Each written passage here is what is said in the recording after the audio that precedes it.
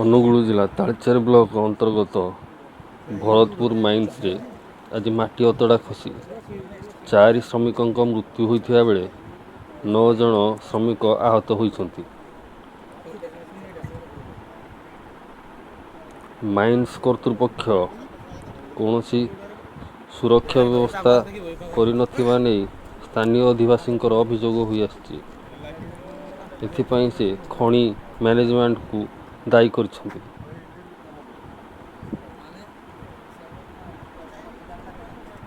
ଏ ନେଇ ଆମର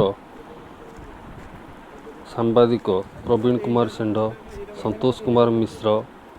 ସୁପ୍ରଭାତ ଦେହୁରୀଙ୍କର special report,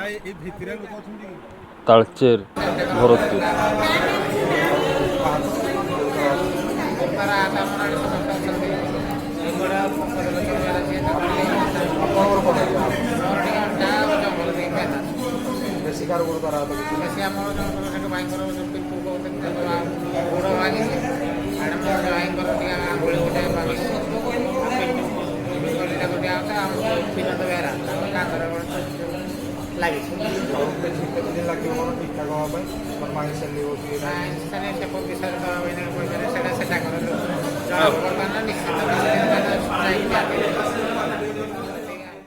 Rajendra Kumar Singh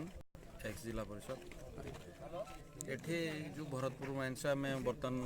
कालीर incident देखापी आसलु एती आम फिल कलु मैनेजमेंटर संपूर्ण भूल कारण कौन प्रकार सेफ्टी प्रिकॉशन नहीं ना जो जगह कि फल कला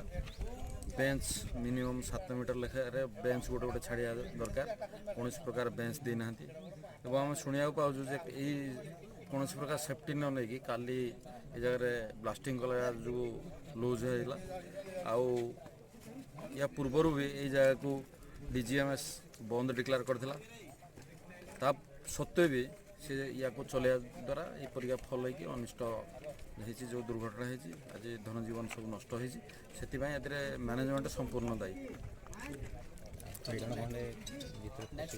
मिनिमम बर्तमान 5 जन बोधे डेड बॉडी बाहर पाखापाखि आम अनुमान कर 10-12 जन भितर थे अनुमानिक अधिका भी थी पारती।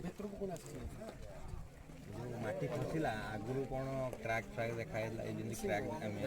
सेठी तो ये जगार जेहेतु सेफ्टी कौन प्रकार ना सबू जगार क्रैक निआ भी लगुच भी कौन प्रकार प्रिकॉशन नहीं ना तेणु से जो क्रैक